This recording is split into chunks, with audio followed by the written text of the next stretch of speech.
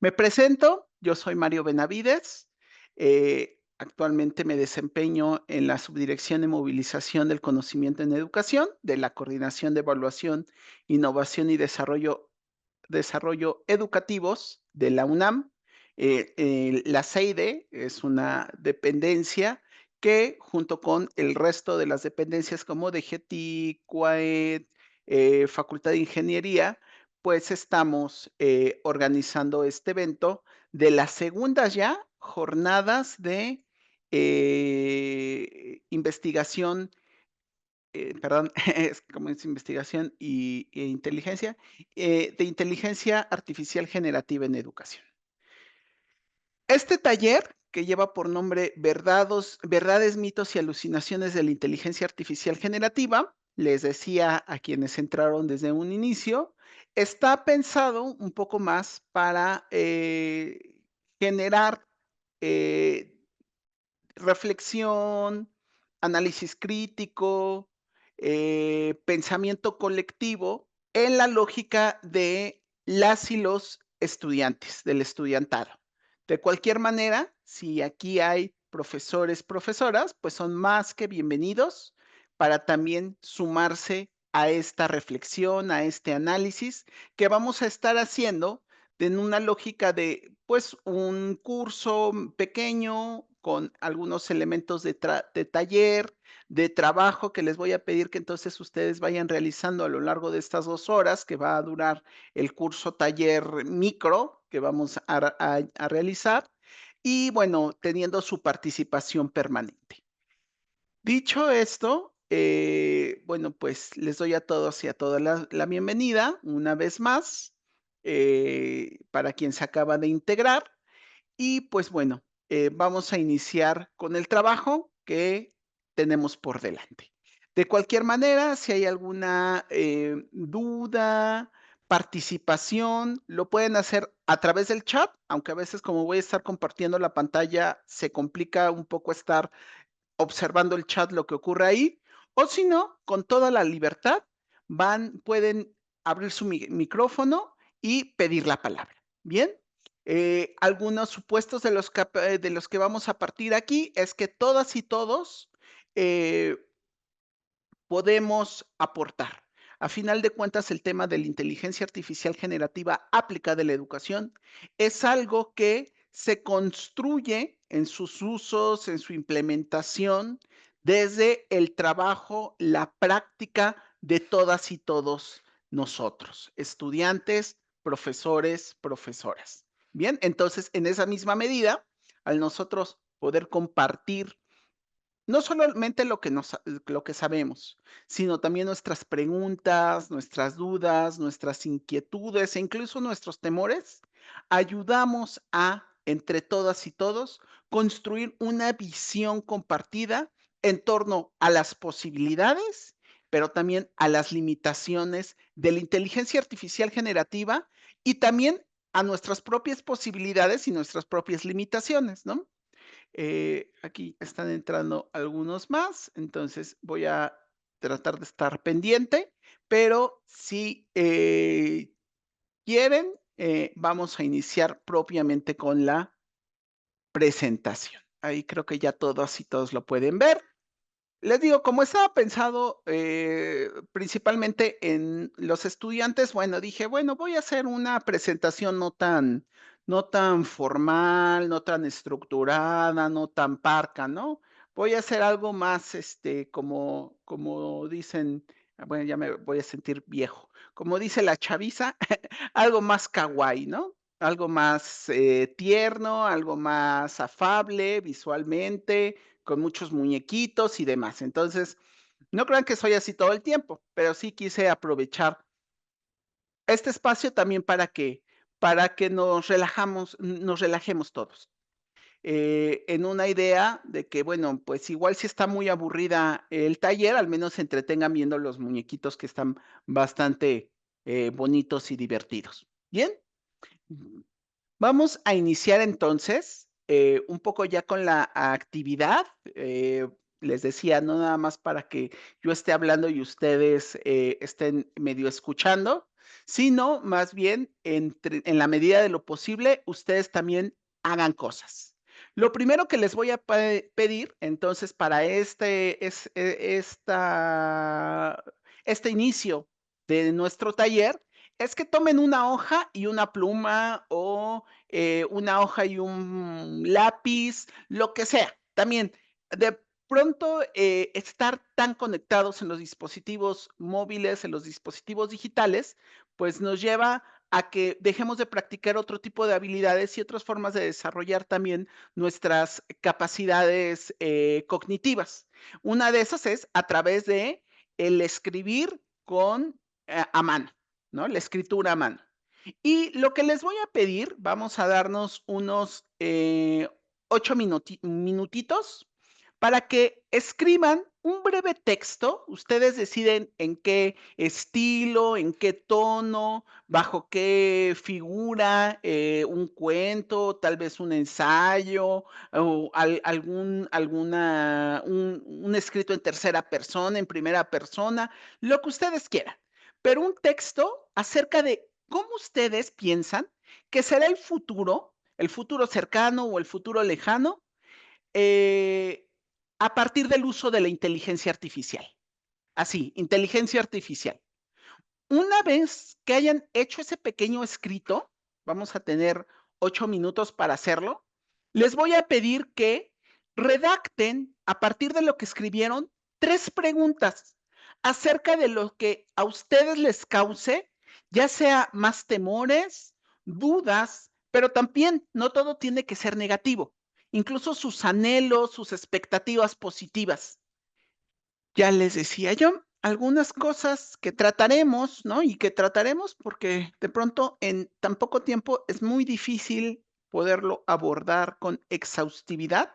Sin embargo, quiero dejar como algunas semillas de algunas dudas que yo también tengo, algunos anhelos, algunos miedos, algunas expectativas en torno a la humanidad frente a la inteligencia artificial o con la inteligencia artificial o en esta simbiosis. Y bueno, ya decía yo, el título se llama Verdades, mitos y alucinaciones o verdades, alucinaciones y mitos. El arreglo no es relevante. Pero bueno, en cuanto a las verdades, que por ahí vamos a empezar, es entender justo cuál es la inteligencia de la inteligencia artificial, que reflexionemos un poco, bueno, ¿por qué decimos que es inteligencia artificial? ¿Qué lo hace inteligente? ¿Quién lo hace inteligente o quién la hace inteligente? Y de ahí vamos a ver un aspecto un poco técnico, tampoco no es la intención de este taller que esto se vuelva una disertación técnica desde las ciencias de la computación acerca de qué es la inteligencia artificial generativa, de entrada, porque yo no soy como tal un especialista, yo soy un usuario que ha tenido ya cierta experiencia, que por cuestiones de trabajo, pues me he tenido que enfrentar a cómo darle un sentido pedagógico a la inteligencia artificial. Yo soy pedagogo, mis posgrados son en pedagogía, en educación, y agradeceré mucho también si aquí hay seguramente especialistas, estudiantes, profesores en el ámbito de la inteligencia artificial, en los aspectos técnicos, en los fierros, y también si quieren compartirnos, si quieren precisar, si quieren profundizar, ahondar, pues más que bienvenido, porque como yo les dije, la intención es que entre todas, todos construyamos una visión compartida, un conocimiento, un pensamiento colectivo. Bien, entonces, en el espacio de verdades son algunas cosas que veremos. En el caso de las alucinaciones, lo que les propongo es reflexionar en torno a esta pregunta. ¿Puede ser la inteligencia artificial mejor estudiante que yo? ¿Por qué sí? ¿Por qué no? ¿Qué nos hace pensar una cosa y qué nos hace pensar otra? Y en esa lógica, ¿cómo interactuamos y relacionamos con la inteligencia artificial? Y finalmente, en cuanto a los mitos, ¿una humanidad sin humanos? Ya veremos más o menos, y les digo más o menos cómo estoy planteando esta pregunta. Y está asociada a lo que espero que sea un cierre de este taller, que más que negativo sea positivo, o sea, les entusiasme de alguna manera, nos ayude a empoderarnos en frente y con el uso de la inteligencia artificial generativa. Entonces, vamos a iniciar. Ese textito no lo dejen, ahí lo vamos a volver a utilizar ahorita en unos minutos más adelante. ¿Bien? El objetivo entonces de este taller es construir una visión crítica en torno a las posibilidades y limitaciones que consideramos tiene la inteligencia artificial generativa para el aprendizaje y nuestro rol como estudiantes, como estudiantado, sea de bachillerato, sea de licenciatura o incluso de posgrado. Ayer tuvieron un panel de estudiantes y ahí, bueno, se pudieron ver desde la experiencia y el nivel en el que se encuentra cada uno de quienes participaron en este panel, pues cuáles son, qué es lo que hacen, cómo lo hacen y cuáles son también sus dudas, sus preguntas. Porque ya les decía yo, no es suficiente la inteligencia artificial generativa. Lo importante es nosotros cómo la retomamos, cómo la incorporamos, qué uso les damos y desde mi experiencia, ya les decía hace un momento, cómo entonces la he significado pedagógicamente para que sea útil a mi trabajo, a lo que yo hago. ¿Bien?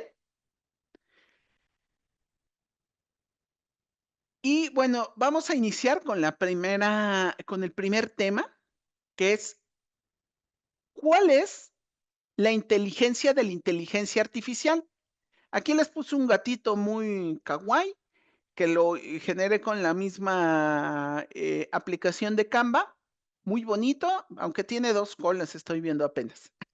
Pero bueno, ya vimos que la inteligencia artificial es imperfecta en una lógica también como sus propios creadores, ¿no? Pero se ve bonito, ¿a poco no?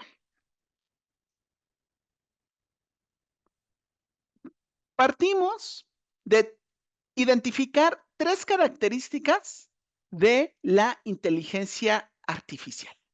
De entrada, si bien todas y todos lo percibimos, lo trabajamos, interactuamos con ella como el resultado del desarrollo tecnológico, técnico, de procesos que tienen que ver con el desarrollo de las ciencias de la computación, con el desarrollo de técnicas estadísticas específicas para poder entonces obtener los datos que podemos obtener a través del uso de estas tecnologías, ¿no? Y con datos me refiero no solamente a inteligencias artificiales texto a texto, sino también inteligencias artificiales que van de voz a texto o que van de texto a imagen, texto a video, voz a imagen, ¿no? Tantas posibilidades que se tienen en términos de producción de datos de información.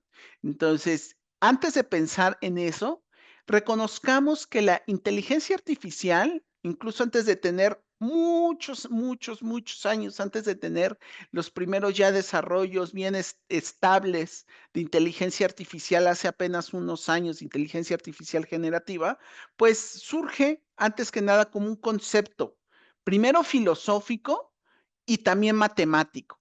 Y bueno, ahí podemos reconocer algunos elementos que la fueron conformando en términos teóricos, en términos ya acerca de una epistemología, si cabe el término, acerca de cómo producir conocimiento. Entonces, ahí tenemos algunos referentes, la máquina de Turing con Alan Turing de 1936. Hay un montón de videos en YouTube, en TikTok, que nos explica de manera muy clara a qué nos referimos con la máquina de Turing. Y también otros trabajos en torno a el funcionamiento de las neuronas con Frank Rosenblatt, ¿no? Acerca de esta idea de que entonces las computadoras funcionando en una lógica parecida a la de las neuronas. Siempre con sus limitaciones, porque realmente la forma en cómo trabajan las neuronas, cómo interactúan, cómo interaccionan, cómo se detienen este desarrollo, ¿no? El conjunto de las redes neuronales humanas, ¿no? Matemáticas, pues ha sido un misterio que aún todavía pues se sigue estudiando, ¿no? Y cada vez más complejo. Pero en esta idea de, bueno, pues simulemos cómo es la inteligencia artificial, pues dieron paso entonces perdón, la inteligencia humana, pues dieron paso a estas propuestas en torno a las inteligencias artificiales. Ahora, en segundo término, esta segunda jornada, se enfoca en un tipo de inteligencia artificial, que es la inteligencia artificial generativa. Por lo regular, podemos identificar 2 vertientes de inteligencia artificial en términos de tecnologías, de productos, de desarrollos. La inteligencia artificial predictiva, que esa, bueno, actualmente, pues, tiene múltiples, aplicaciones, por ejemplo, en las ciencias médicas, en las ciencias atmosféricas, ¿no? Incluso en todos estos análisis de conductas del las y los consumidores, ¿no? Predecir tendencias de ventas, en toda esa parte financiera y bueno, también la otra parte que es la inteligencia artificial generativa. Y con generativa nos referimos a ese tipo de desarrollos tecnológicos que a partir de un conjunto de datos pueden generar nuevas informaciones, nuevos datos a partir de lo que obtiene. Y bueno, pues eso es evidente en el uso, por ejemplo, de ChatGPT, Gemini, pero también otro tipo de tecnologías, como por ejemplo Canva con las imágenes, ¿no? Que genera a partir de un prompt, pues una imagen en función de la información que nosotros le damos, los datos que nosotros les damos, los tokens, con nuestras instrucciones, que a partir de ahí, pues entonces construye o genera una imagen. Algo importante, y ahí es donde quiero detenerme en la parte de qué es lo inteligente de la inteligencia artificial. Partamos de que la inteligencia artificial, hasta el momento, y ahí lo quiero recalcar, hasta el momento, porque no sabemos esto hacia dónde nos llevará. Ya ustedes seguramente en sus escritos lo reflejaron mejor que yo. Hasta el momento necesita de la interacción de las personas, de nosotros, especie humana, para obtener información y saber, sobre todo, qué hacer. Porque, bueno, ChatGPT o su inteligencia artificial de cabecera, pues ahí está, pero si uno no interacciona con ella, pues nunca va a solita decir: "Mira, encontré esto", aunque bueno, por el momento, ¿no? Es una tecnología reactiva, con eso me quiero referir a la idea de reactivo, antes que proactivo. Y que en esta lógica de la interacción, algo importante es lo que tiene que ver con el entrenamiento. El entrenamiento que recibe tanto de manera previa, ¿no? Y que hay gente que está constantemente supervisando, corrigiendo todos los resultados que se obtiene, como nosotros también al interactuar con estas tecnologías, al decirle: "Eso no es lo que quiero, eso sí es lo que quiero, agrégale esta o cosa, agrégale esta otra, a ponerle la manita abajo, a ponerle la manita arriba". Toda esa interacción que nosotros tenemos con el algoritmo de la inteligencia artificial hace que ese algoritmo, pues, se vaya ajustando, acoplando, reconstruyendo, ¿no? Que eso es lo fascinante hasta cierto punto, pero también lo atemorizante, ¿no? Pero a final de cuentas, ¿quién dentro de la inteligencia artificial generativa es el agente inteligente? La inteligencia artificial, que uno, bueno, puedes tú teclear chatgpt.com, te va a aparecer la interfaz de usuario y hasta ahí, bueno, ya, ¿no? ¿Dónde está su inteligencia? o quien escribe chatgpt.com y entonces en la interfaz de usuario empieza a interactuar y solicitar y pedir y evaluar a lo que está haciendo la inteligencia artificial. ¿Quién es realmente el agente inteligente? ¿La IA, el desarrollo de la IA o nosotros como usuarios? Y no me vengan ahorita, bueno, entiendo, ¿no? Que a veces habemos personas o hay personas que de pronto uno duda de su inteligencia, pero como cualidad del ser humano, como posibilidad de adaptar, de sobrevivir, de desarrollarnos, de interactuar, de socializar, ahí está manifestada nuestra inteligencia. Más allá de si hemos ido a la escuela, no hemos ido, si tenemos un postdoctorado, si estudiamos una carrera de área 4 de área 1, independientemente de toda esa parte que tiene que ver más con la educación formal, todos y todos tenemos mm, altos niveles de inteligencia. Olvidemos todo eso del IQ y de todas esas ideas, retrógradas, ¿no? Que trataba como de estigmatizar a las personas. Todos y todos tenemos inteligencia. Y en el binario o en el binomio, perdón, de inteligencia artificial generativa, seres humanos, somos los seres humanos quienes tenemos la inteligencia. Entonces, ¿cuál es la inteligencia de la inteligencia artificial generativa? Ustedes respondan. Ahora, hay cosas que tenemos también que pensar, ¿no? Porque al final de cuentas las computadoras han venido a solucionar y reestructurar la realidad en la que vivíamos. Y eso apenas en 30 años o incluso 25 años. Piensen, quienes vivían tal vez antes del 95, que fue cuando ya se popularizaron y ya eran totalmente asequibles las computadoras, ¿no? Para, no sé si para, evidentemente no para la mayoría, pero ya era un, un elemento presente en muchos hogares. Pero hasta antes del 95, ahí todavía en los 90, si uno ve películas, ve que ya tenían computadoras, pero no existían computadoras, o bueno, sí existían, pero no en la lógica como ahora están de incorporadas en nuestra realidad y en nuestra cotidianidad.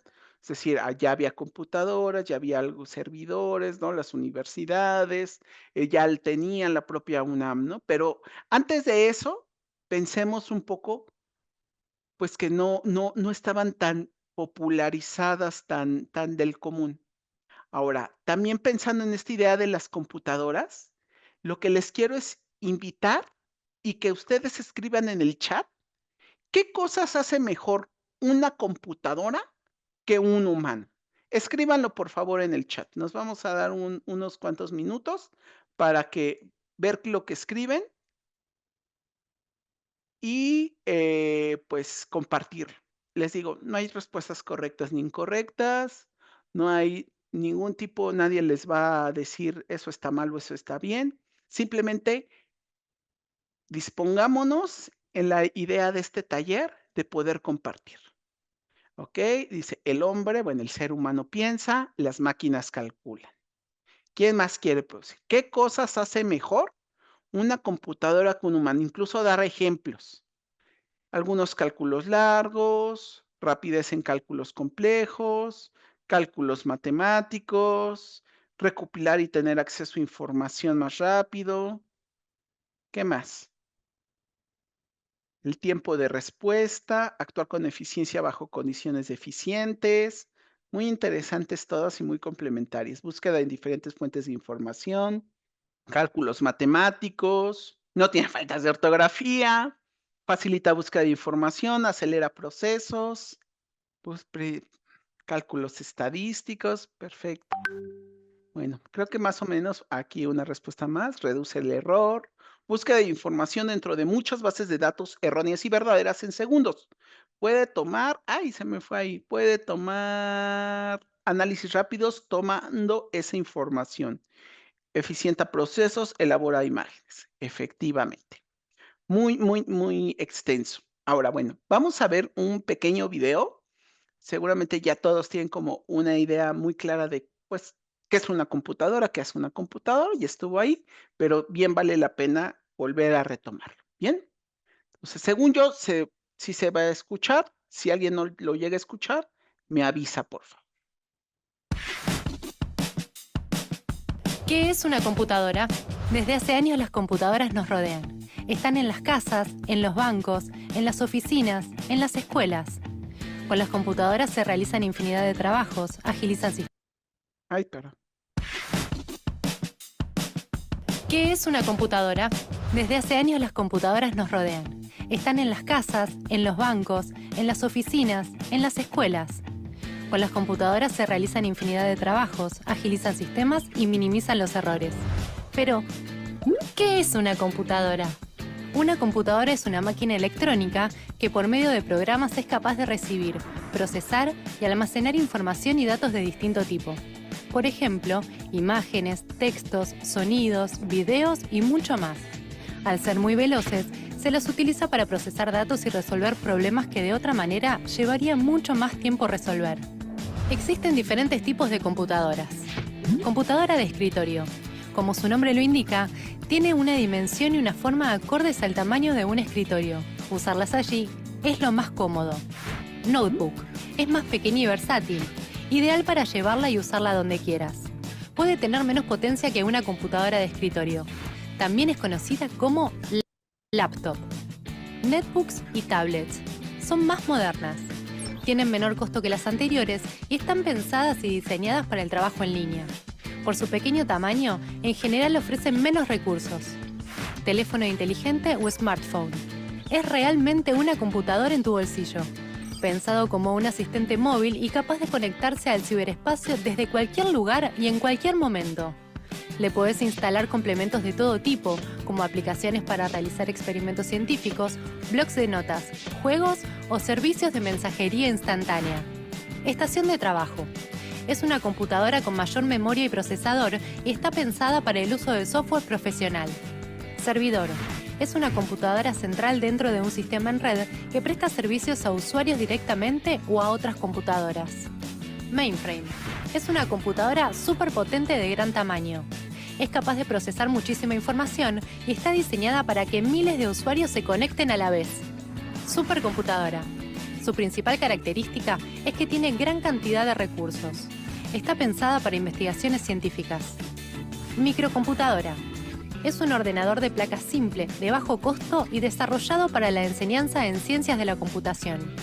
Un ejemplo es la Raspberry Pi. Computadora vestible. Es muy pequeña, camuflada en la vestimenta y cumple la función de mejorar o extender las funciones de la indumentaria. Un ejemplo son los relojes inteligentes capaces de informarte sobre mensajes digitales, llevar la cuenta de ejercicios físicos y, por supuesto, dar la hora. Todas las computadoras tienen dos componentes fundamentales, el hardware y el software. El hardware es lo que se conoce como parte dura, lo que se puede ver y tocar. Son los recursos físicos que el usuario utiliza para comunicarse y llevar adelante una tarea. Cuanto más poderoso sea el hardware, más eficiente es el trabajo del software. ¿Qué es el software? El software es el grupo de programas guardados en la computadora, incluyendo el sistema operativo. Los softwares se utilizan para realizar tareas como escribir un texto, editar un video, retocar una foto o hacer cálculos en una planilla, pero pueden trabajar gracias a los recursos del hardware. ¿Cuáles son las principales partes físicas de una computadora? La placa madre es la parte más importante. En esta placa se conectan los dispositivos. El monitor es el que permite visualizar la información o los datos. El microprocesador o procesador es un circuito muy importante capaz de ejecutar las instrucciones de los software, ya sean aplicaciones o el sistema operativo. La fuente de alimentación es la que convierte la energía eléctrica para que los componentes puedan funcionar. La memoria RAM es donde el procesador guarda las instrucciones que va a utilizar y los datos de todos los programas. El disco duro o disco sólido es el que permite almacenar la información de manera permanente, a diferencia de la memoria RAM que lo hace de forma temporal. Los discos duros son resistentes a los daños y el tiempo de acceso es mucho más rápido. A través de estos elementos, las computadoras reciben y envían información. Por medio de dispositivos de entrada como el teclado, el micrófono, el escáner, la cámara web o el mouse, la reciben en forma digital y la envían también en forma digital o de forma analógica a dispositivos de salida, como por ejemplo una impresora, parlantes o proyectores. En algunas computadoras como las notebooks, Estos dispositivos se encuentran integrados. En otros casos, se conectan por medio de puertos. Hay puertos de audio, puertos de video, USB, puertos seriales o puertos paralelos. Saber qué es una computadora te va a ayudar a usarla mejor y a conocer cómo hace todo lo que hace. Ok, pues creo que es un video muy ilustrativo, tal vez para algunos muy básico, pero necesario para también entender las posibilidades y capacidades que tienen las computadoras, entendida no solamente como el software, los programas, sino que también estas posibilidades y estas capacidades eh, dependen de eh, dependen de una materialidad, de algo físico, ¿no? Y eso, pues, tiene ciertas implicaciones también, y lo vamos a ver un poquito más adelante. Ahora, bueno, vamos a pasar a este tema, justo en el tema de el poder de los algoritmos, y ahí puse el algoritmo con un signo de pesos y un dólar ahí, entonces, para que lo tomemos en cuenta. Les pido que en el chat, por favor, ustedes escriban ¿qué es un algoritmo? Y si pueden, den un ejemplo, por favor. Aquí los estoy leyendo. Un programa que tiene ciertas instrucciones, una secuencia de pasos para resolver un problema práctico, fórmulas, secuencia de comandos, instrucciones que se le dan a la computadora, serie de pasos o procedimientos para resolver. Un algoritmo es un conjunto de pasos determinados para resolver un problema, debe ser finito. Un ejemplo puede ser calcular el área de un círculo. Descripción de un procedimiento, instrucciones con las que trabajan las computadoras. Muy bien, creo que van justo en el sentido. Como ya algunos de ustedes lo señalaban, ¿no? Aquí podemos ver esta definición muy sencilla. Un algoritmo es un conjunto de pasos ordenados para obtener un resultado matemático. Por ejemplo, ya varios decían una fórmula matemática, ¿no? El cálculo de un área o incluso una multiplicación, ¿no? Por ejemplo. Eh, Aquí es importante diferenciar entre los algoritmos que usualmente usan las computadoras a través de, o bueno, los programas de computadora eh, que pasaron por estos procesos tradicionales de programación, en la cual cada uno de estos pasos son definidos de manera puntual por quien hace la programación, en esta idea de datos de entrada, instrucción y datos de salida, a el tema de los algoritmos de inteligencia artificial, en donde quien hace la programación de la inteligencia artificial, si bien define una estructura de un modelo que incluye pues aspectos de arquitectura, de reglas de aprendizaje y de optimización, el comportamiento del algoritmo va a depender no de manera exclusiva de quién hizo la programación de ese algoritmo, como en el caso de una programación tradicional, de un software, sino de, pues, ya decíamos hace un momento, el entrenamiento, que ayuda a determinar los patrones que el modelo aprende. También de los datos de entrada, que son los famosos prompts, y que ayudan entonces a partir de esos datos y ese entrenamiento, definir tareas específicas que en la lógica de un prompt, como una instrucción, pues se solicita resolver en un momento dado, en el momento donde nosotros interactuamos con la inteligencia artificial. Y algo muy importante, las decisiones y ajustes internos que el propio algoritmo hace y que lo convierten en una caja negra, donde de pronto, ante la simultaneidad y la rapidez con la que procesa los datos y todos los tipos de datos, y que eso tiene que ver con estas capacidades de las computadoras sobre los seres humanos, pues permite realizar de manera autónoma o le permite realizar de manera autónoma a la inteligencia artificial ajustes en su algoritmo y en aspectos como también el entrenamiento previo que ha realizado, ¿no? Evidentemente, para que esto tenga sea viable, pues el video anterior ya lo decía, se requiere la potencia del software está asociada a la capacidad del hardware.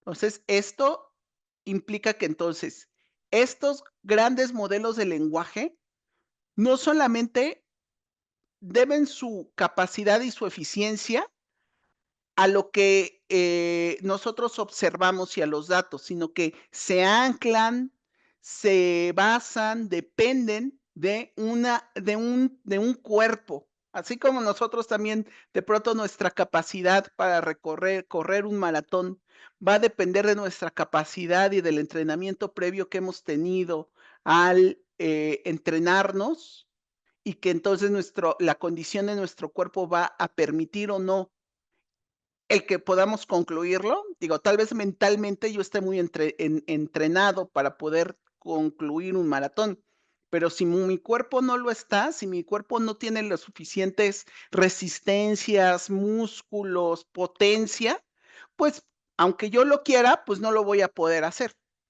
La inteligencia artificial pasa algo similar. Ahora, un poco para entender esta idea de el algoritmo, vamos a hacer una pequeña actividad que yo le dije el algoritmo analógico. A través del chat les voy a compartir un archivo de Word y este archivo de Word contiene un conjunto de palabras. Con base en esas palabras y ninguna otra más, les voy a pedir que creen una historia. Y piensen, si pueden identificar algún tipo de patrón a partir de las preguntas que les ayuden a escribir la historia, y quien quiera hacer el ejercicio, ¿qué pasaría si estas mismas palabras las ingresamos a una inteligencia artificial generativa? Bien, para eso vamos a tener poco tiempo, vamos a tener 5 minutitos. Les voy a pasar entonces a través del chat el archivito de Word, ¿vale? ¿Pudieron avanzar en su historia? ¿Qué tan coherente es? ¿Qué tan difícil les resultó? Si alguien quiere compartirla por el chat, más que bienvenido. No vamos a juzgar su estilo, de escritura, nada, nada, nada, solo para compartirlo.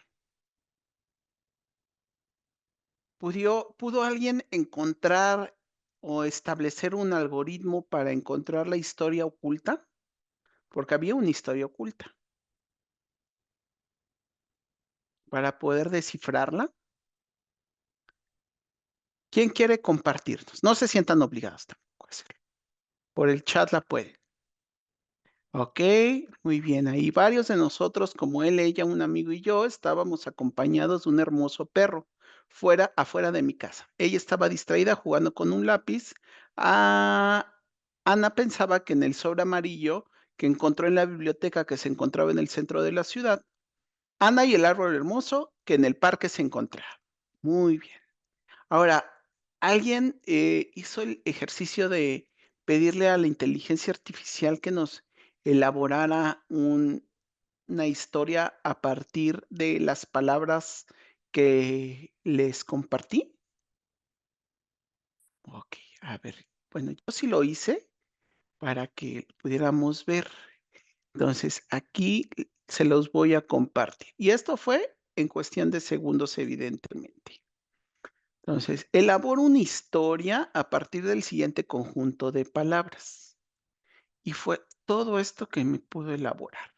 El sol se ocultaba lentamente tras el horizonte, pintando el cielo de un hermoso tono anaranjado mientras nosotros estábamos en la playa.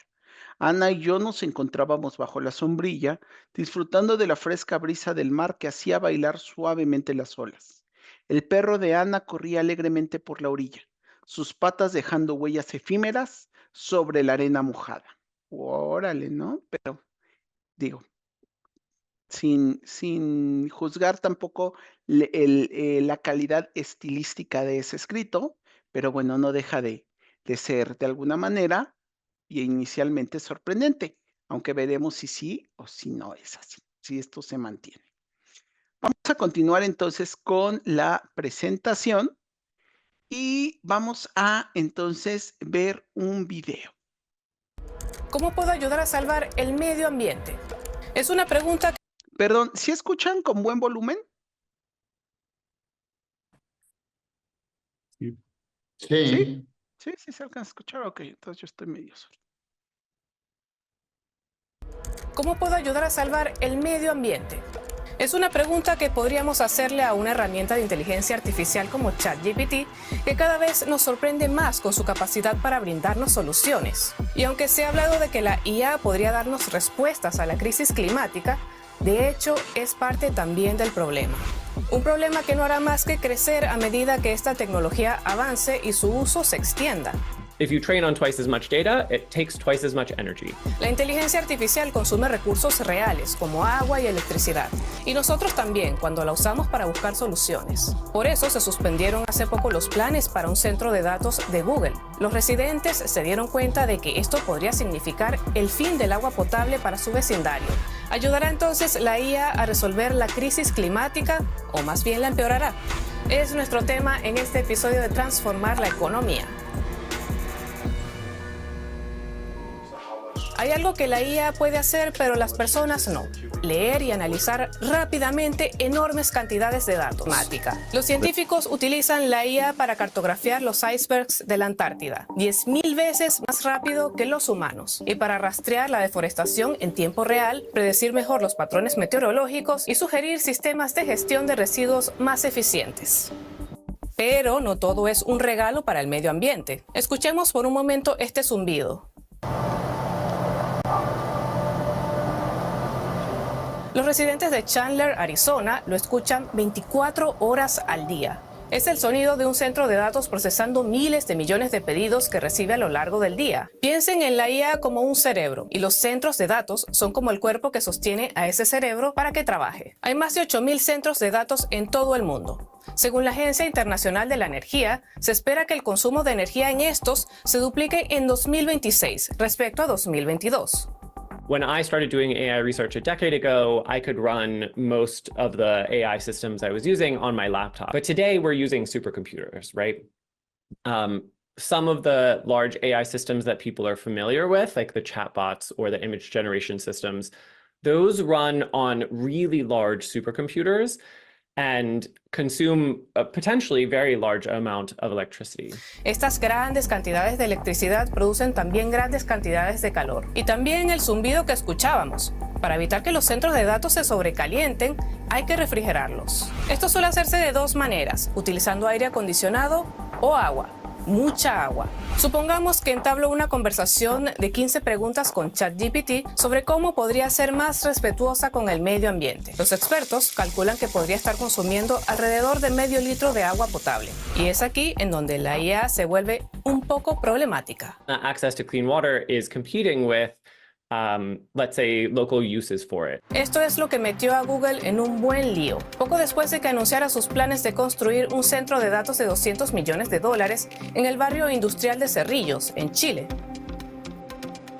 We all use Google Search and other Google tools. So initially, the neighbors were quite happy that Google had chosen this area for building their data center. They saw it as, synonymous with progress, development, a new pole of innovation in the area. Pero una vez que revisaron el informe sobre el impacto ambiental de Google para este centro de datos, se sorprendieron por lo que hallaron. They found out at some point that this Google data center was going to use 168 liters of water per second in an area facing drought. Una sequía que ya va por su 15º año y que provocó que las autoridades racionaran el agua en la capital Santiago. Tras fuertes protestas de la comunidad, el permiso quedó suspendido. Un tribunal de medio ambiente local dijo a Google que tenía que modificar su plan de refrigeración de los servidores. Los planes de Google de un centro de datos en Uruguay también se frenaron cuando los habitantes locales se enteraron de cuánta agua consumiría. Pero el agua no es el único recurso que necesita la IA. También necesita mucha electricidad. Y la mayor parte sigue procediendo de la quema de combustibles fósiles, que liberan las emisiones de gases de efecto invernadero causantes del cambio climático. Probar un solo modelo de inteligencia artificial produce más de 5 veces la cantidad de emisiones de dióxido de carbono generadas por un coche durante su vida útil.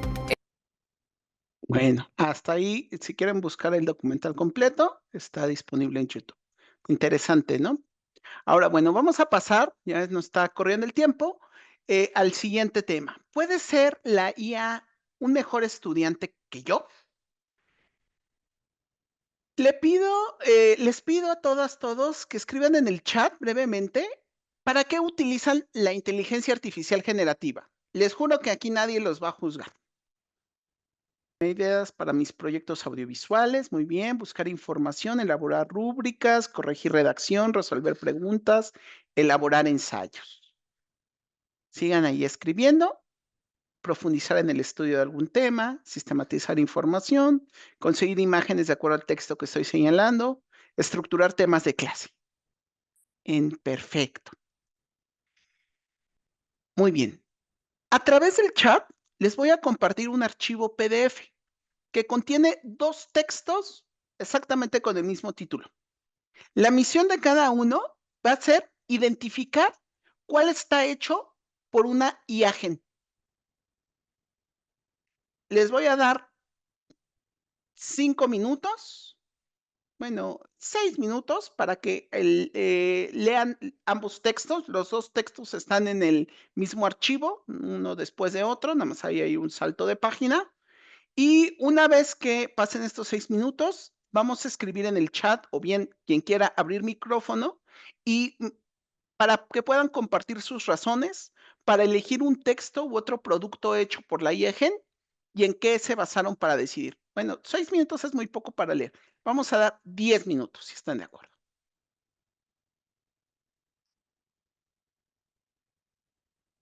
Ya le archivo PDF. 10 minutos para leer y después vamos a participar. Algunas a participar. Igual estaría interesante que también nos pudieran compartir por qué piensan que una es u otra. También si alguien quiere abrir su micrófono y compartirnos, más que bienvenido. Por ahí algunos decían que la segunda, alguien más dijo que la primera es IA, la segunda humana. Alguien dice que la primera es IA, la segunda dice que es IA. Otras dice a la profesora, bueno, Araceli dice, en mi opinión, la primera es con IA y la segunda es un hecho por una persona. La razón, la primera utiliza el lenguaje demasiado preciso, mientras que la segunda expresa sentires y emociones. Dice, considero que la primera es generada por IA y alguien más dice, la primera es humana y la segunda IA. ¿Pero por qué? A ver, ¿quién se anima a compartirnos?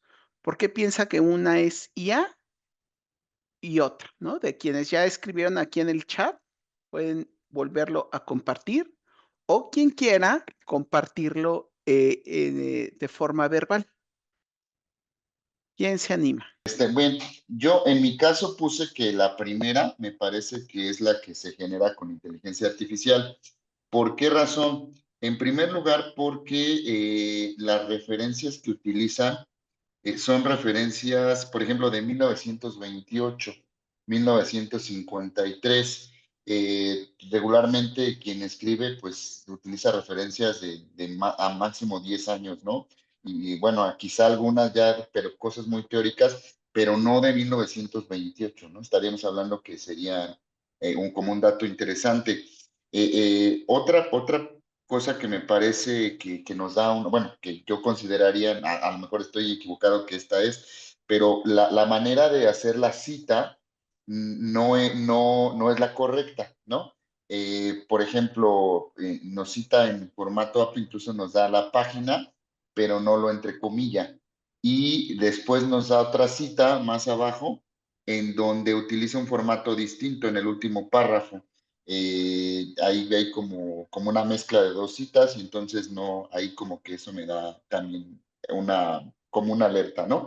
Y la otra es los conectores que utiliza, como que no hay un hilo en la historia que refleje una correcta conexión. No quiero decir que no sea lógica la historia, es lógica, pero sí no es tan evidente como los conectores que sí se muestran en la segunda versión, ¿no? Entonces, En conclusión, yo considero por estos aspectos que pudiera ser elaborada inteligencia humana la segunda, inteligencia artificial la primera. Muchas gracias. Muy bien, muchas gracias, profesor. Sí, supongo que es profesor, ¿verdad, Irving? Bueno, Sí, sí, sí, claro. Gracias. ok, sí. Bueno, ¿alguien más que quiera compartirnos? Ya, según yo, ya pueden iniciar la cámara, porque como tenían compartida la imagen, por eso no podía yo. Bueno, por eso no podían. Profesora Nora, adelante. Gracias, buenos días. Vaya tardes ya. Sí, ya Pues, tardes. la apreciación, pues, sí es como mucho de apreciación, pero yo, a diferencia de lo que comenta el profesor Idwin, yo considero que siento más humana la primera versión, la siento, menos perfecta, pero no porque la segunda versión la sienta más pulida, signifique que el humano no pueda llegar a una versión tan refinada. Simple y sencillamente creo que por la misma temática que se está explicando, una experiencia etnográfica, creo que nos hace mención a un lenguaje que debe de ser más sencillo, más coloquial, más cercano, a lo que representa para nosotros el uso de la herbolaria, ¿no? Y la elaboración de tés, y cómo es todo esto una experiencia, pues, regional. Entonces, yo en ese sentido la siento más cercana, más humana, un poco menos, perfecta, ¿no? Como para hacernos más, sensibles a lo que representa una tradición. Y sería todo. Muchas gracias, profesora Ujú. Nora. Bueno, y ahora sí, para continuar, ¿no? A ver, aquí le vamos a... ¿Cuál será la de IA y cuál será la humana? Bueno, pues como varios de ustedes lo señalaron, la primera es humana, la segunda es IAG. Es muy curioso, ¿no? Porque a final de cuentas la segunda también cita lugares, incluso cita personas, ¿no? Cita, dice, y fulanito de tal dijo esto, ¿no? Regiones. ¿Qué entonces nos puede ayudar a diferenciar un texto, un producto elaborado con IA Gen con uno, pues, auténticamente humano? Eso no implica que en algún momento del proceso no haya utilizado IA. De hecho, lo que sí les voy a compartir antes de que se me pase aquí, el texto original que salió en este número de la revista digital universitaria, editada por la CEIDE, dedicado a las artes, humanidades y ciencias sociales. Hay quien lo quiera ver, muy interesante el texto. Imperfecto, pero muy interesante y muy humano también. Muchos de ustedes seguramente quienes son profesores, pues ya más o menos alcanzan a detectar y a observar por qué un texto es elaborado con IA, ¿no? Hay ciertas cosas, si bien son muy perfectos y se enmascaran muy bien, incluso a veces mucho mejor que un texto humano en términos de ortografía y redacción, pues ya más o menos podemos identificar algunos elementos que nos ayudan a detectarlo. Y esto es importante irlo afinando nuestro ojo tanto para en el trabajo con nuestros estudiantes, pero bueno, recordemos que este taller está originalmente pensado para los estudiantes. Entonces, también para los estudiantes. Y no con esto quiero decir, bueno, estudiantes, fíjense en esto para que sus profesores no los cachen. Más adelante vamos a ver entonces, desde esta imperfección, cuál es la importancia de mantener estas producciones humanas. Eventualmente con colaboración de la inteligencia artificial, pero esencialmente humanas. Entonces, si ustedes vieron, hay elementos que en una lectura fina, en una lectura crítica podemos identificar. Hay otros que muchos de ustedes ya también los identificaron y los colocaron en el chat. Pero aquí yo destaco tres. La primera tiene que ver con la pertinencia cultural. Y si bien habla de los tés y que entonces en Yautepec y que refiere personas, si hacemos una lectura fina, un poco más fina, del este texto, vamos a ver, por ejemplo, en estas últimas 3 líneas, algo que nos llama la atención. Dice, en las palabras de don José, un campesino de la región, y lo cita, el té no solo cura el cuerpo, también calma el alma. No es lo mismo tomar una píldora que beber algo que viene directamente de la tierra. ¿A qué me refiero con pertinencia cultural? En México, digo, evidentemente tal vez alguien más lo diga, pocas veces decimos tomar una píldora. Es raro ese sustantivo píldora para referirnos a una pastilla o una medicina. Entonces, si bien no lo descartamos, sí son pistas que nos pueden hacer dudar. Y también el uso del verbo beber de pronto no es tan común coloquialmente que lo empleemos. Por lo regular decimos tomamos un agua, tomamos un mezcal, tomamos un pulque, tomamos una cerveza. No, ya me fui con muchos alcoholes, tomamos agua de horchata, ¿no? Otro elemento también interesante, y esto creo que está mucho más presente en la generalidad de los textos, es esta idea de tener una estructura definida, que seguramente muchos y muchos de ustedes ya pueden identificar, perdón, donde hay efectivamente una introducción, un desarrollo y una conclusión. Y muchas veces utiliza ciertos recursos de escritura ya muy establecidos, donde, por ejemplo, en este último párrafo, en conclusión, el remedio hecho en Morelos es más que una práctica de sanación, es una expresión cultural que conecta a las personas con su entorno y con sus antepasados, ¿no? Entonces, el uso de estos elementos idiomáticos como en conclusión, en resumen, ¿no? Que si bien las personas también utilizamos, pues de pronto sí podemos en el conjunto del texto identificar que tiene una estructura ya muy definida, ¿no? Tiene una estructura muy armada, que de pronto, por ejemplo, en el caso de una nota etnográfica, no necesariamente es tan así. Y finalmente, creo que algo muy importante tiene que ver con estas alucinaciones. En el prompt que yo elaboré, le dije, redacta un escrito de 700 palabras e incluye dentro del texto 4 referencias de bibliografía con el tema y bueno, o con el título, y fue el que le di el título. Y si se dan cuenta, uno podría decir en primer término, bueno, herbolaria mexicana, saberes y prácticas, Fondo de Cultura, Cultura y Medicina Tradicional en Comunidades Rurales, Editorial del Siglo XXI, este artículo, la herbolaria en el contexto contemporáneo, desafíos y oportunidades, el otro, Pérez, hierbas y curación, una etnografía del cuidado en Morelos. Pues sí, mira, hasta ya se me antojó leerlas. Ninguna de estas existe, ninguna. Ahí es cuando la inteligencia artificial generativa empieza a alucinar, que no es otra cosa más que inventar cosas que no están sustentadas en algo real, verídico.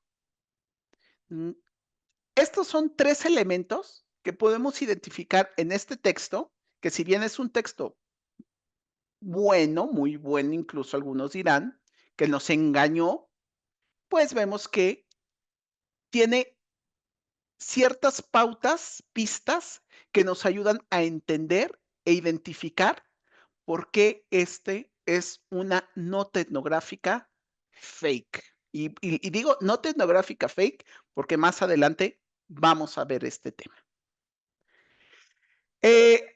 Interesante aquí, para ir cerrando este subapartado, ¿no? Pautas para ser mejor estudiante que la IA. Hay ciertos elementos que nosotros tenemos y que la inteligencia artificial no lo tiene. Y que también nos ayudan a relacionarnos de una manera distinta con la propia inteligencia artificial.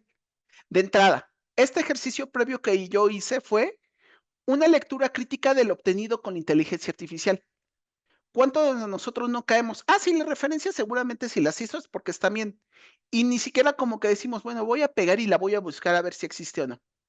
Entonces, hacer una lectura crítica de lo que obtenemos con una inteligencia artificial es necesario para poder, entonces, valorar la pertinencia y la utilidad de lo obtenido. A final de cuentas, quienes somos inteligentes somos nosotros, no la inteligencia artificial. Y eso nos lleva, por ejemplo, a la importancia de verificar la información y cuestionarse si lo que estoy obteniendo es verdadero. ¿Convincente? Seguramente lo es. La inteligencia artificial como ChatGPT o Gemini tiende a ser muy condescendiente y tiende siempre a decir, a darnos algo, nunca se queda callada, nunca nos dice, no lo sé, eso no existe, no sé cómo procesarlo. Eventualmente lo hace, dependiendo de la complejidad del prompt. Pero si nosotros pedimos un texto, lo va a producir, sea que esté basado en algo o no, o sea que esté sustentado o no. Y esto nos lleva a la importancia, por ejemplo, de no quedarnos con el primer resultado, y mucho menos entregarlo como producto final, y mucho menos entregarlo como producto final sin siquiera haberlo leído. Ahora, alguien decía por ahí, bueno, yo uso la inteligencia artificial para hacer búsquedas. Si utilizamos, por ejemplo, los chats para hacer búsquedas, aguas, porque la función no es la de un buscador, no es como un Google o tal vez buscadores más especializados de literatura tipo la Viviunam.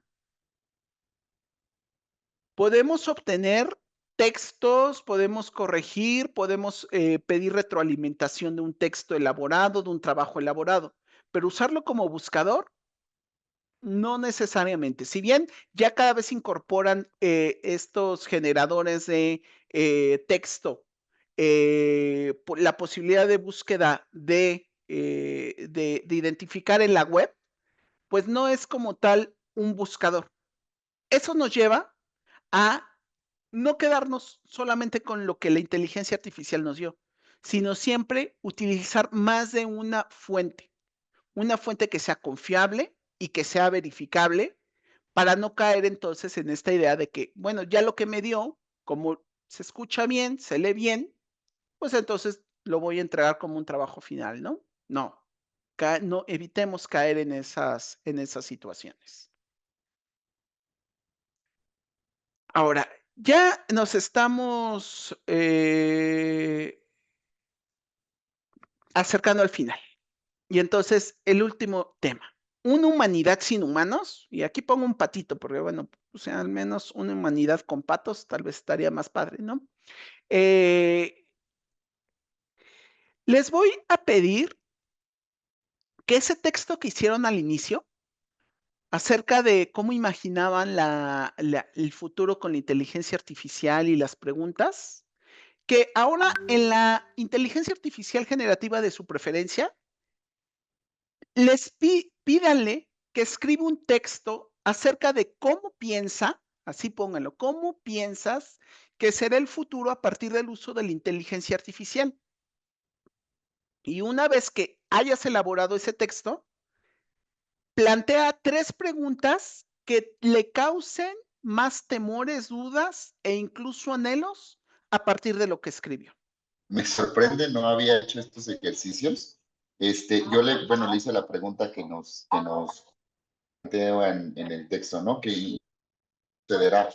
Y me da varias posibilidades, ¿no? Y dice, bueno, la automatización y transformación del trabajo, mejoras de medicina, etcétera. Entonces me aboco a la primera, ¿no? Porque dice que muchas tareas que actualmente hace el ser humano, pues van a ser automatizadas, ¿no? Y entonces yo le cuestiono, le digo, ¿y qué pasará si los humanos no tienen una fuente de ingreso, ¿no? O una fuente de trabajo, porque pues obviamente se van a dedicar a las labores. Digo, ya lo van a hacer las máquinas, ¿no? Y entonces me da todo una explicación, me da argumentos y solo voy a leer la conclusión, ¿no? Dice, en resumen, o sea, me da como 6 argumentos y dice, en resumen, si los humanos llegaran a no tener una fuente de trabajo tradicional, la sociedad tendría que adaptarse a un nuevo modelo económico, social y cultural. Las soluciones, como propone soluciones, la renta básica universal, la transferencia de trabajo hacia actividades creativas. Digo, no lo dice aquí, pero ya leyendo su respuesta íntegra, nos habla como una especie de regresar al trueque, ¿no? Como regresar a, bueno, yo puedo hacer esto no remunerado, pero a cambio de otra cosa, o sea, como de, bueno, ya avanzó la tecnología, pero ahora la humanidad retorna cuando no hay moneda, cuando no hay, más o menos así es una de sus soluciones, ¿no? La redefinición del propósito humano, ¿no? Me parece sorprendente el término. Dice la redefinición del propósito humano, o sea, los humanos tendremos que cambiar de propósito. Sería clave para evitar que el desempleo masivo se convierta en una crisis social. Es decir, si queremos subsistir, tenemos que redefinir nuestro propósito para poder cambiar nuestro modelo económico, social y cultural, ¿no? Entonces, me parece, Ok. la verdad es que quedo así como que con muchas ganas de seguir con estos temas, porque yo no participé hace rato del cuento, pero me sacó casi un capítulo de una novela y hasta con título, como que cuando participa un actor y otro. Entonces, creo que la verdad es que sí es sorprendente lo que podemos lograr. Muchas gracias. Muchas gracias, profesor Irving. ¿Alguien más? Por ahí tenía hace un ratito Sí, levantada la yo, mano. María Antonieta, sí. A Adelante. mí bueno, yo puse más o menos lo mismo, me sacó la misma información que al compañero, pero a mí lo que me llama la atención es la precisión, ¿no? Cuando haces otro tipo de solicitud. La primera que yo hice fue las preguntas. A partir del texto genera 3 preguntas acerca de las inquietudes, pero en la primera nada más le puse a partir de la inteligencia artificial y me dio 3 preguntas. ¿Cómo podemos garantizar que la automatización impulsada por la IA no genere una mayor desigualdad económica y social? ¿Qué medidas éticas y regulatorias deben implementarse para evitar que la IA se utilice para la creación y difusión de desinformación? Y bueno, y después, y la siguiente pregunta, la reformulé, pero solamente incluí en el futuro, ¿no? Que fue lo que no incluye en la anterior y me arroja otro tipo de preguntas. Entonces, sí, pues hay que ser luego muy preciso en cuanto a la información que uno requiere, ¿no? Muchas gracias. También, profesora María Antonieta. Sí es. Sí, Muchas así gracias, es. profesora. Entonces, muy interesante lo que comparten, pero tal vez siento que ahí estamos todavía muy instalados desde el lado racional de analizar lo Ujú. que nos arroja la inteligencia artificial. Si ustedes se dan cuenta aquí, yo incorporé algunas cosas. De entrada dije que ustedes le escribían a la inteligencia artificial cómo piensa. Después le dije, elabora 3 preguntas que a la inteligencia artificial le causen más temores, dudas e incluso anhelos. ¿Qué observamos ahí? Estamos hablando de procesos inherentemente humanos. Y a pesar de que la inteligencia artificial racionalmente pudo haber hecho escritos que fueron mejores que tal vez los que ustedes hicieron en un inicio, no son escritos verdaderos, porque el resultado que arrojó no fue producto de ningún pensamiento. Y lo que nos está señalando tampoco son temores, dudas o anhelos. Ahora, para ilustrar un poco cómo luego la inteligencia artificial nos engaña, hice este ejercicio, súper kawaii, ¿no?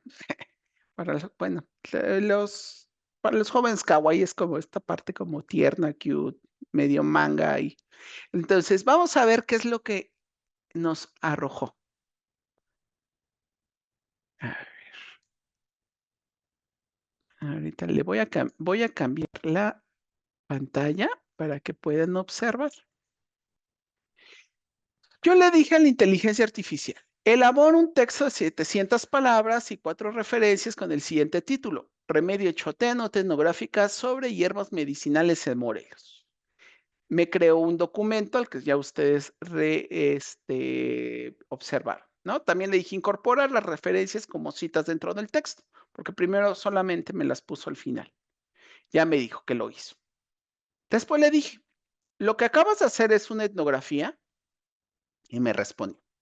Lo que acabo de elaborar es un texto que tiene elementos etnográficos, no constituye una etnografía completa en el sentido académico.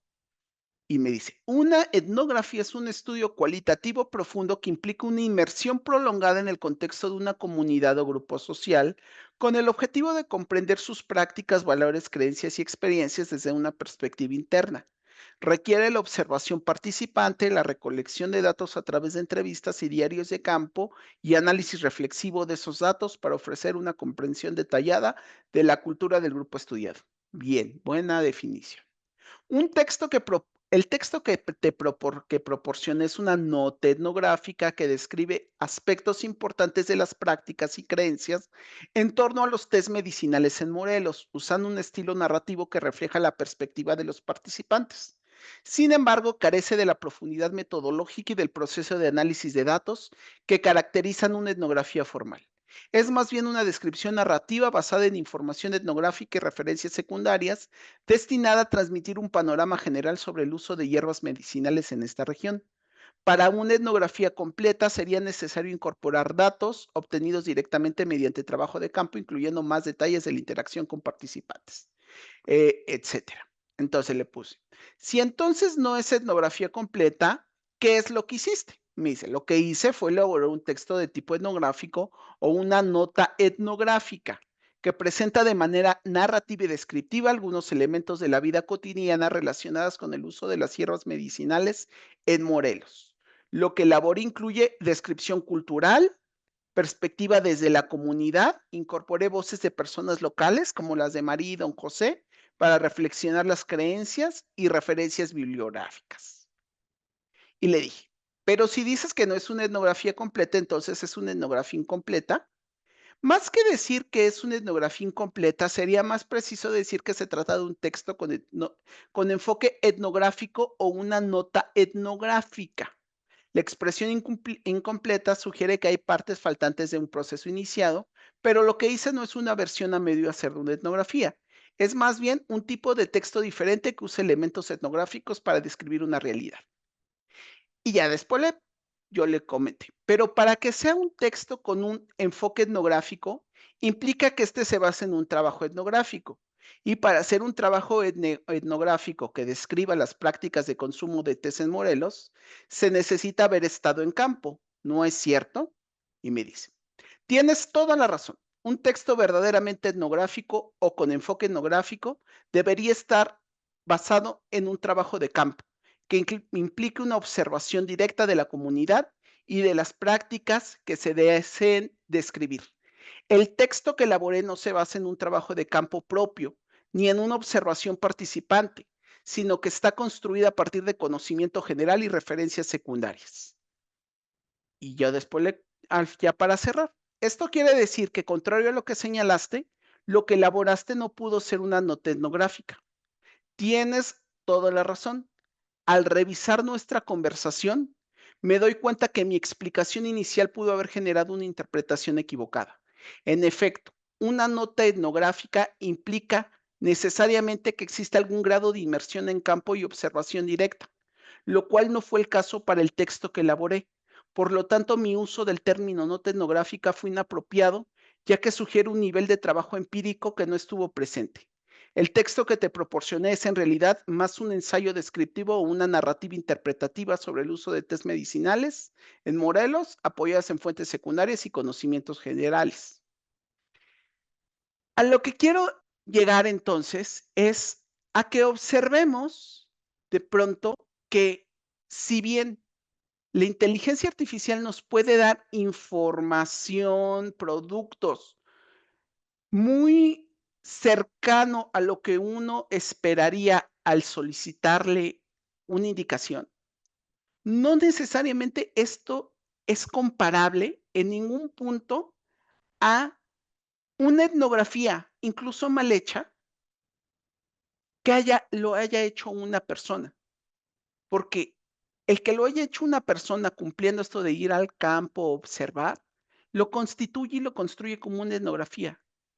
Esto, la inteligencia artificial lo que hizo fue una simulación de una etnografía o de una nota etnográfica. En ese sentido, surge la pregunta, y para que la cambiemos, ¿qué cosas hace mejor un humano que una computadora?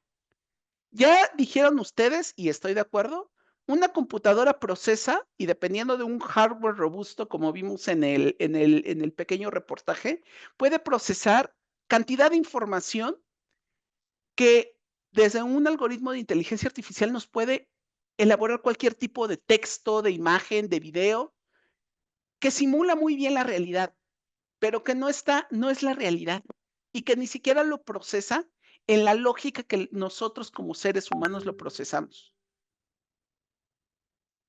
Lo cual me lleva a las siguientes conclusiones. A diferencia de las personas, la inteligencia artificial generativa no puede experimentar el mundo real como nosotros lo hacemos. Por lo tanto, y entre otras cosas, y esto, digo, dirán, es una obviedad, pero a veces nos engaña de tal manera que parecería que no es así. Esto, entre otras cosas, implica que la inteligencia artificial no puede significar al mundo en la manera en cómo nosotros lo hacemos. Esto, es decir, darle un sentido más allá de un valor numérico dentro de un algoritmo. La IA Gen hace simulaciones muy convincentes para todos, que nos hacen pensar que tiene una comprensión de las cosas. Sin embargo, la inteligencia artificial emplea símbolos sin conocer el significado de estos. No tiene autoconciencia.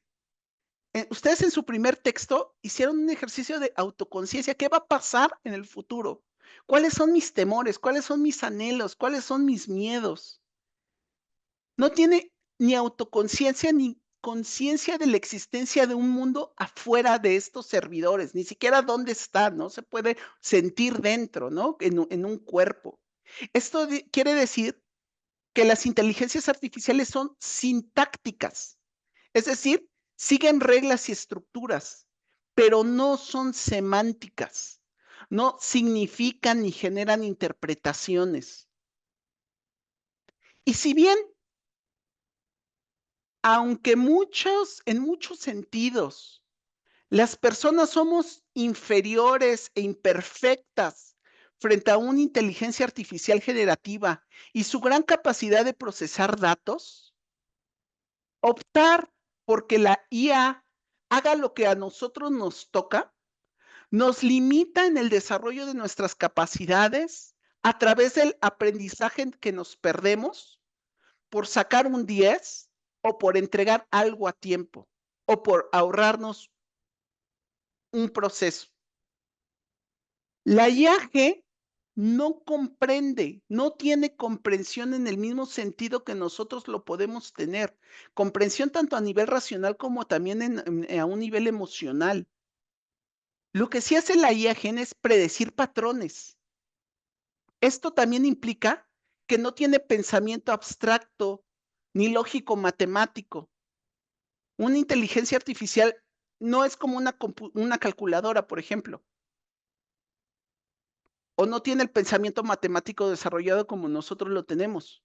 Predice patrones, a diferencia de nosotros, humanos imperfectos.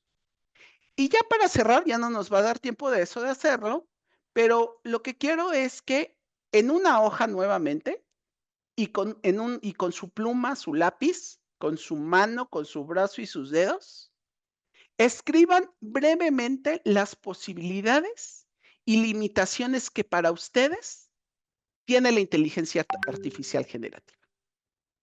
Y que eso lo guarden y lo tengan muy presente cuando hagan uso de ella.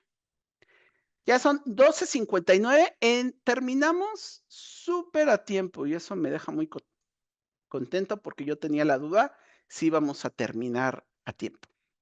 estas imperfecciones de ser humano. Ahí, bueno, hay varias participaciones, muy interesantes todos. Y bueno, pues no me resta más que agradecerles a todas, a todos. Si hay algún comentario, alguna pregunta, no para mí, sino en el colectivo poderlo construir. Esa es otra característica que que tenemos como seres humanos, la posibilidad de compartir, de colaborar. La IA Gen, pues sí, ChatGPT, pero ¿cuándo veremos a ChatGPT colaborar como un Gemini? No hay esa posibilidad. Nosotros tenemos la posibilidad, si bien somos lentos al procesar información, tenemos o encontrar patrones, tenemos la posibilidad del pensamiento colectivo. ¿Bien? Entonces, muchas gracias a todas, todos quienes estuvieron aquí. Espero que les haya llevado a una reflexión, que las reflexiones también son útiles para fortalecer nuestra práctica como estudiantes o como profesores. No siempre tenemos que estar, bueno, ¿qué voy a aprender a usar ahora? ¿Qué herramienta? ¿Ahora qué tecnología? Reflexionar es tan importante o más importante que aprender a usar como un experto una inteligencia artificial generativa. Entonces, muchas gracias a todas, todos.